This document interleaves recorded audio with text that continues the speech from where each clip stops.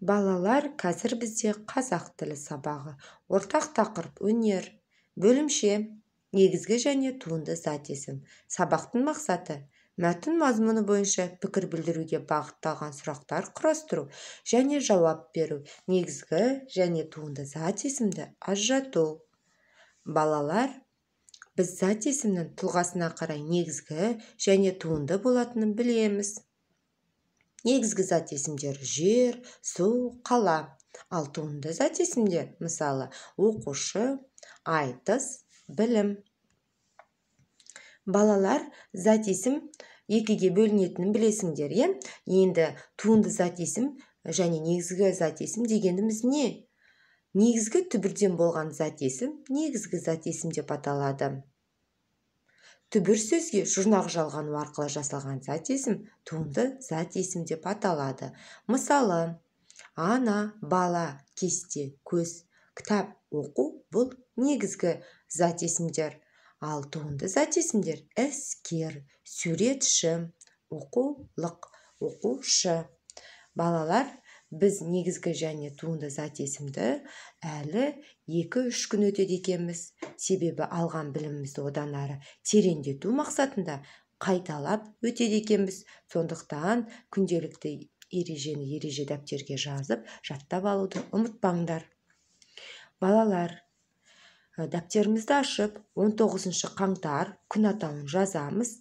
Каллиграфиялық сәтке Қ әріпінің бас әріпін және кіші әріпін барлық талаптарға сай етіп жазып шығамыз. Жазып шықсақ, оқу тапсырмаларына назар аудара қойыңдар. Оқу тапсырмасы сендердің оқулықтарыңның 18 бетіндегі 25 жаттығу. Бұл жаттығу мынандай дескриптор арқылы жасалады. Мәтінді оқиды, қатесін түзеп жазады, зат есімді табады, қайсысы негізгі, қайсысы туынды зат есім екенін жазады, көркем, сауатты жазады. Балалар, бұл мәтіннің ішінде қате бар екен. Сендер осы қатені түзетесіңдер. Одан кейін зат есімді тауып, қайсысы негізгі, қайсысы туынды екенін қарындашпен төбесіне жазып қоясыңдар. Түсінікті ма, балалар? Тамаша. Ендеше екінші оқу тапсырмасына назар аудара қояйық. Екінші оқу тапсырмасы сендердің оқулықтарыңның 19 бетіндегі 26 жаттығу. Бұл жерде, балалар, сендерге мақал берілген екен. Бұл жаттығу мынандай дескриптор арқылы жасалады. Бірінші, мақалды дұрыс жазады. Зат есімдерді табады. Зат есімдерге жұрнақтар қосу арқылы туынды зат есім жасайды. Көркем, сауатты жазады.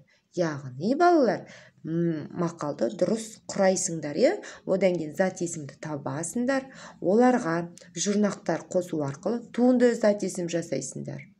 Түсінікті ме, балалар? Ендеше, балалар, сабағымыздың соңында сабағымызға кері байланыс береміз. Леп белгісін жазып жібергендерін, бәрін түсіндім дегендерін, сұрақ белгісін жазғандарын, әлі де сұрағым бар дегендерін. Жақсы балалар, келесі сабаққа дайындала қойыңдар.